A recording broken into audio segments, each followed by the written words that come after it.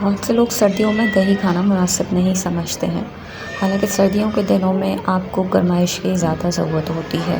دراصل مسئلہ سارا یہ ہے کہ ہم سب کے ذہنوں میں یہ بیٹھا ہوا ہے کہ دہی بہت ٹھنڈا ہوتا ہے، لیکن ایسا کچھ بھی نہیں ہے۔ جب تک کہ ہم دہی کو پتلا کرنے کے لیے، رائتا بنانے کے لیے یا لسی بنانے کے لیے اس پہ پانی ایڈ نہیں کرتے، دہی بالکل بھی مزاجاً یا طب کے مطابق ٹھنڈا نہیں ہوتا۔ ڈاکٹرز تو خیر گرم سرد کی جو پرانی سوچ ہے اس کو بالکل مانتے ہی نہیں،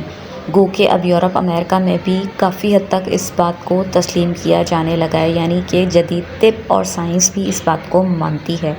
کہ بہت ساری چیزیں جو ہوتی ہیں وہ سردیوں کے موسم میں گرمائش فراہم کرتی ہیں، جبکہ وہ بظاہر ٹھنڈی دکھتی ہیں،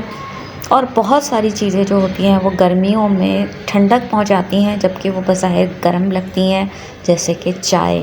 تو چائے کافی گرم سمجھ کے ہم بہت پیتے ہیں، جبکہ وہ کافی نقصان کرتی ہیں، ان سے پیشاب بھی زیادہ لگتا ہے، یورینیشن زیادہ ہوتی ہے۔ تو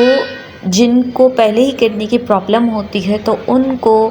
جو ہے چائے کافی بہت زیادہ نقصان کرتی ہے۔ اس کی نسبت اگر آپ لسی پئیں نا تو وہ پھر بھی بہتر ہوگا،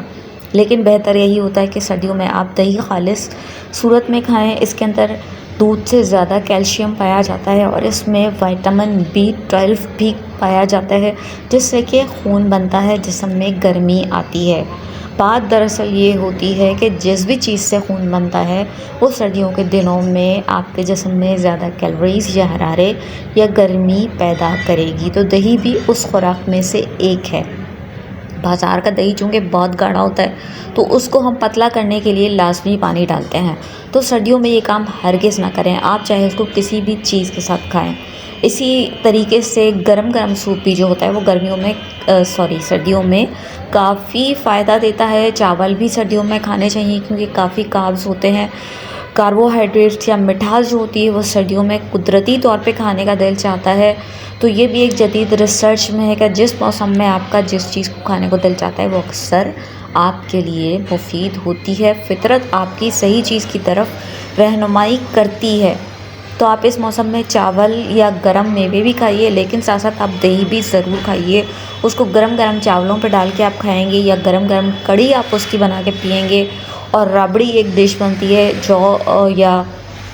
باجرے کے آٹے کے ساتھ کڑی کی طریقے سے، تو وہ بھی سردیوں میں بے حد مفید خوراک ثابت ہوتی ہے۔ اسی طریقے سے سردیوں میں تھوڑا گوشت یا گوشت کا جو ہے سوپ، یخنی وغیرہ ضرور پینی چاہیے،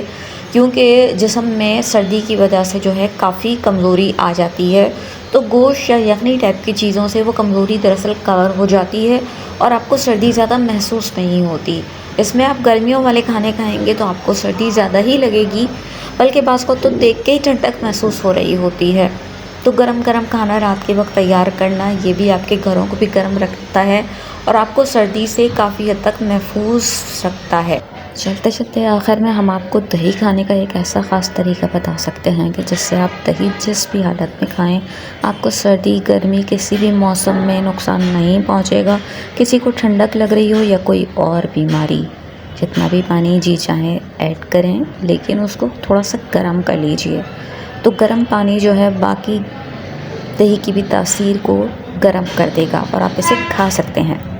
اور یہ سردی گرمی ہر موسم کے لیے بہترین